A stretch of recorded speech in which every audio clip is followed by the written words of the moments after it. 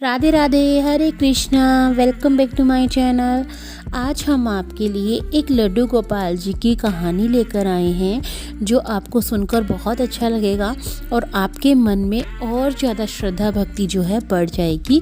तो चलिए कहानी स्टार्ट कर लेते हैं। लेकिन उससे पहले अगर आपने हमारे चैनल को अभी तक सब्सक्राइब नहीं किया है तो सबसे पहले चैनल को सब्सक्राइब कर लीजिए, बेल बटन को भी प्रेस कर लीजिएगा।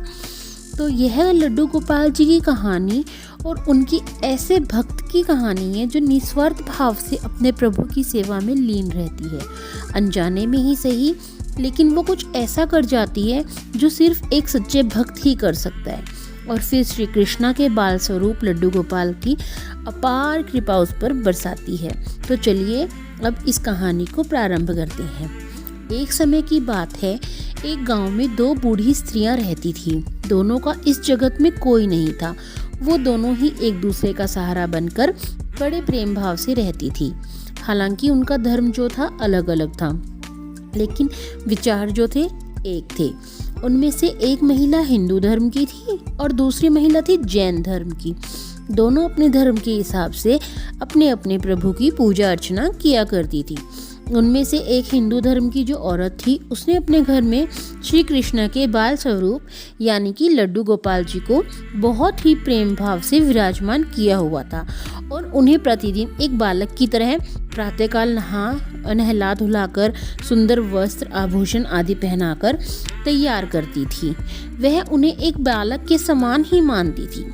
देखिए, होते तो लड्डू गोपाल जी बालक ही हैं, बच्चे ही हैं, तभी उन पर इतना ज़्यादा स्नेह आता है जब भी हम उनको नहलाते हैं। तो इसीलिए जब वो कहीं भी बाहर जाती थी तो उनके लिए ना फल खिलौने आदि चीज़ें लेकर आती थी और बहुत ही प्रेम से उनको भोग लगाती थी। यानी कि वो सच्चे मन से पूरी श्रद्धा भक्ति से लड्डू गोपाल जी को अपना बालक समझकर उनकी पूजा करती थी। इसी तरह वे दोनों औरतें एक दूसरे के आपसी सहयोग से अपना जो जीवन था वो सुख में व्यतीत कर रही थी। वो दोनों जब पूजा पाठ एवं सभी कामों से फ्री हो जाती थी, जब भी उन्हें टाइम मिलता था तो वो एक दूसरे के साथ सुख दुख की बातें करते हुए समय बिता लेती थी। एक बार कुछ समय की बात है, कुछ समय बीतने के बाद श्रावण मास में हिंदू महिला को तीर्थ यात्रा पर जाने का अवसर मिला।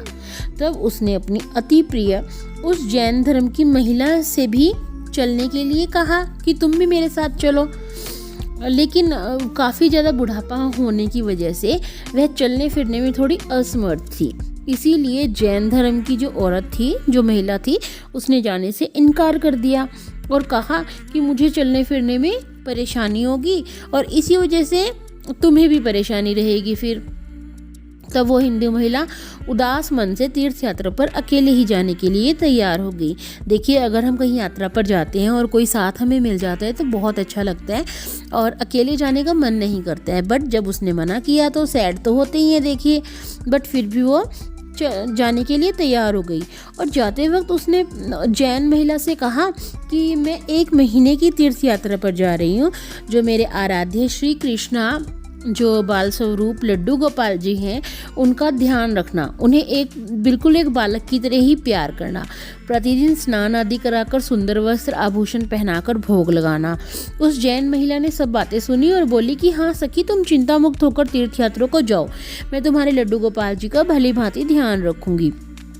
और जो हिंदू महिला थी, पहली बार अपने लड्डू गोपाल जी को जैन महिला को सौंप कर जा रही थी, तो इसीलिए उसने सारी बातें बताई उसको कि कैसे उनकी सेवा करनी है, कैसे क्या क्या करना है। इतनी सब बातें बताकर वह महिला तीर्थ यात्रा को निकल गई और जो जैन महिला थी उसने सारा काम बहुत ही प्रेम से संभाल लिया और बहुत ही उत्साह और उमंग के साथ सुबह उठकर खुद नित्य क्रम से निवृत्त होकर, नित्य क्रम कि जो सुबह के स्नान आदि जो होते हैं उनसे फ्री होकर लड्डू गोपाल की स्नान करने की तैयारी में लग गई। उसके बाद जब वो लड्डू गोपाल को नहलाने लगी तो उस महिला की नज़र लड्डू गोपाल के पाँव की तरफ पड़ी और वह हैरान रह गई क्योंकि उनके पैर मुड़े हुए थे। उसे लगा कि उसकी वजह से उनके पाँव जो हैं टेढ़े हो गए। इसका मुख्य कारण ये था कि उस महिला ने जब भी उन्हें लड्डू गोपाल जी को देखा था, वस्त्रों और आभूषणों से सुसज्जित देखा था, सजे हुए और पोशाक पहने हुए देखा था, कभी स्नान तो करवाया ही नहीं था। तो वो इस बात से बिल्कुल अनजान थी कि लड्डू गोपाल जी जो हैं हमारे घुटनों के बल पर बैठे हुए हैं, तो उनका बाल स्वरूप ऐसा ही है। वो अनजान थी इस चीज़ से। वो बहुत परेशान हो गई और सोचने लगी कि मैं अपनी सखी से क्या कहूँगी। उसने तो मुझे इतने विश्वास के साथ ये जिम्मेवारी दी थी और मैंने लड्डू गोपाल जी की देखभाल सही से नहीं की। और ये सब सोच कर ना वो चिंतन करने बैठ गई। फिर उसे याद आया कि लड्डू गोपाल, उसकी सखी ने कहा था कि लड्डू गोपाल जी सिर्फ एक प्रतिमा नहीं है बल्कि जीवित होते हैं। बस फिर क्या था, उसने डिसाइड कर लिया कि अब वो डेली लड्डू गोपाल जी के पैरों की मालिश करेगी। और वह दिन में कई बार ऐसा ही करने लगी।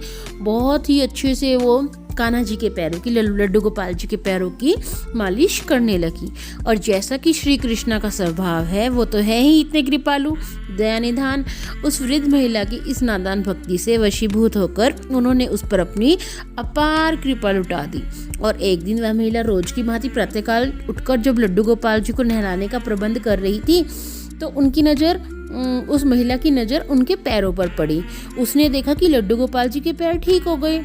और यह सब देखकर वृद्ध महिला खुशी से फूली न समाई, बहुत ही ज़्यादा खुश हो गई।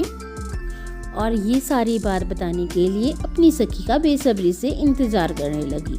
कुछ समय के बाद जब वो हिंदू धर्म की महिला जो थी तीर्थ यात्रा पूर्ण करके वापस आई, तो सबसे पहले अपने लड्डू गोपाल जी के दर्शन को ललाहित थी। होता ही है, जब हम बाहर से आते हैं तो अपने सबसे प्रिय को देखते हैं घर में आते ही। तो उसके सबसे प्रिय थे जो लड्डू गोपाल जी थे, वो सबसे पहले उनको ही देखने के लिए गई। और जैसे ही उसने लड्डू गोपाल को देखा तो आश्चर्य में पड़ गई। उसने देखा कि लड्डू गोपाल जी खड़े हुए थे। उसने सोचा कि शायद ये उसके लड्डू गोपाल नहीं हैं, और वो अपनी सखी के पास गई और उससे सब कुछ पूछा। तब उस जैन धर्म की महिला ने सारी बात बताई। उसकी बातें सुनकर हिंदू महिला समझ गई कि ये सारा खेल उस मुरलीधर कृष्ण कन्हैया का है, और दौड़ी दौड़ी लड्डू गोपाल के पास पहुंची और उनके चरणों में गिरकर बोली, हे मेरे कन्हैया, हे मुरलीधर, आपकी दया की कोई पराकाष्ठा नहीं है, आपकी कृपा का कोई सानी नहीं है, कोई अंत नहीं है।